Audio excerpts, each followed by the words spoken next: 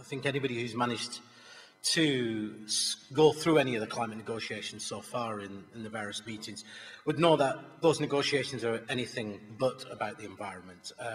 And really, what we're seeing negotiations about is about economic power and political power. And a real push to try and maintain the sort of dominant economic system and the relationship there. And I think that's the big parallel with the WTO. So there's great synergy both in terms of who's driving the negotiations, as well as, you know, some of the lessons we have to learn about how we struggle against it and some of the issues. So, of course, I think both of the speakers talked about, you know, that the fundamental issue about driving climate change is clearly our consumption. It's the economic system that we live in. And so we have a struggle between those who want business as usual, who want to maintain this particular model, and those of us who are saying that's just physically impossible anymore. If we actually want to be serious about trying to tackle the impacts of climate change and keep, stop runaway climate change, if we want to try and keep temperatures well below 2 degrees, if we want to make sure that poorer countries not only can deal with the impacts of climate change, because they are real and they are happening now.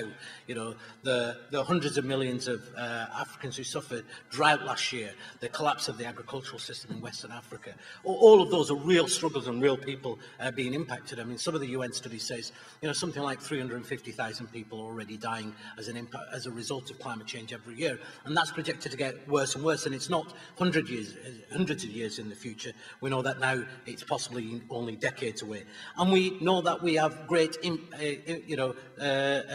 injustice, economic injustice in the world, in terms of the fact that billions of people are condemned to a life of poverty or living below the poverty line, and how we allow developing countries and how developing countries can both tackle poverty, be able to develop cleanly, and challenge and take on the challenges of climate are critical. And we only need to look at, you know, the reality of that. Somebody in the US and not, you know, is emitting something like 20 tons of carbon per person per year, and yet somebody in India is down to about 4 tons, and somebody in Africa generally is about 1. But even if you go to sub-Saharan Africa, you can get even down to 0.01 in terms of that. So we see the inequality that's there.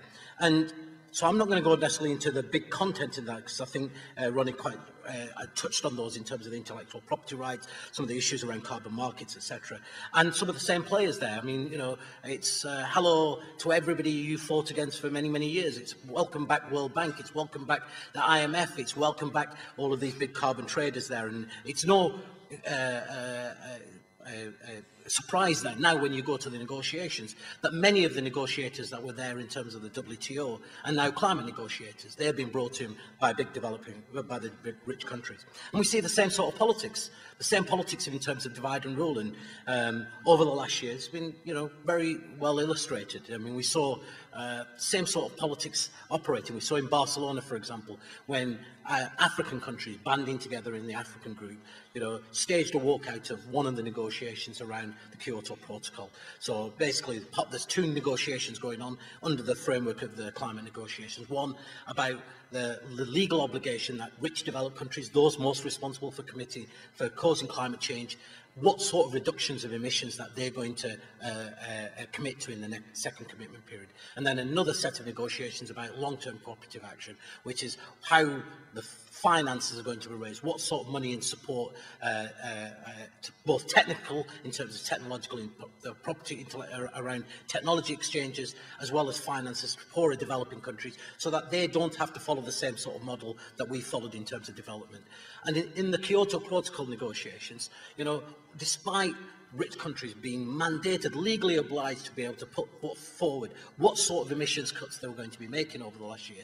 You know, they didn't put them forward in March, didn't put them forward in June, didn't put them forward in October when in Bangkok, and it came to November, and many I know people were disappointed with the outcome of Copenhagen, but that was very clearly going to be the outcome, because rich countries were dragging their feet. And you saw there when poorer countries like the African group said, we will not continue negotiations until rich countries commit some numbers down onto the table.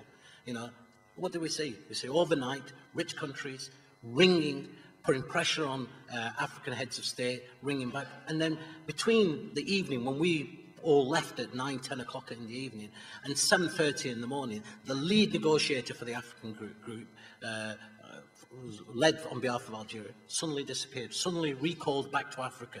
And those of us who've been campaigning in W2 know that's been a tactic that's been used previously in many, many different situations. When you find negotiators that you don't like, negotiators are standing up, get them removed, put the pressure on them. And when you can't get around the negotiators, bring in the heads of state. And we saw that. We saw that with Prime Minister Meles of Ethiopia.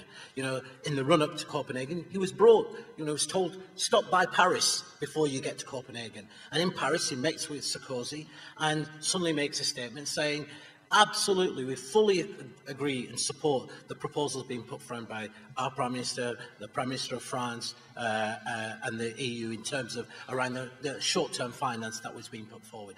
And, and suddenly you see heads of state being there. We saw also around the Copenhagen Accord, exactly the same sort of tactics around the WTO, where you pull off certain countries that you can work with, get them into green rooms where it's just between you, one head of state, i.e. Obama, and another heads of state, and you get them to make agreements. You sidestep all the negotiators, the actual negotiation, the texts that are being negotiated over years and years, you sidestep that. We saw that with Copenhagen Accord, where 27 countries were pulled to the side, where they were presented with documentation, with a text that had been agreed between the US and some of the big, rich, developing countries like India, China, etc., and told, here's the accord, and here's what we're signing. And then you bring it to the main negotiating session, and you give all the rest of the 100 countries less than 1 hour to say, you will sign up to this. And if we saw the blackmail that's happening on that, now countries who don't sign or don't support that Copenhagen Accord, which is absolutely the most atrocious accord, it's going to